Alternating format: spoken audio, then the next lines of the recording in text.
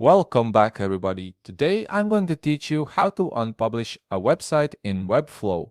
This is particularly useful when you need to take your site offline temporarily for major updates, redesigns, or if you simply want to remove it from public view while keeping all your work intact. First, open your web browser and head over to webflow.com.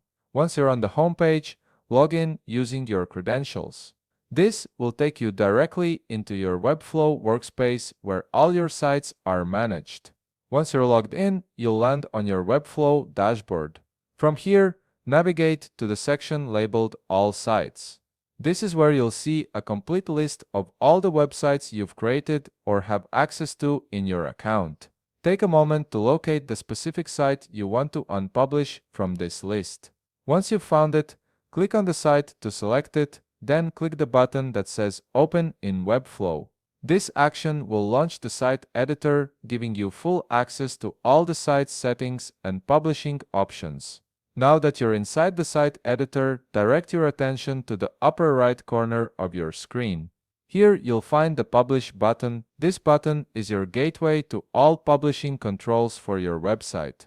Go ahead and click on it.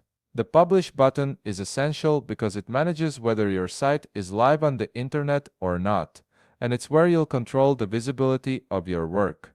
After clicking the Publish button, a drop-down menu will appear with several options related to your site's publication status. From this menu, look for and click on the option labeled Unpublish. Clicking this will immediately remove your website from public view, taking it offline while preserving all your design work and content in the Webflow editor. Your site is now unpublished and no longer accessible to visitors. And there you have it, you've successfully unpublished your Webflow site. If you found this video helpful, please leave a like, subscribe, and see you in the next video.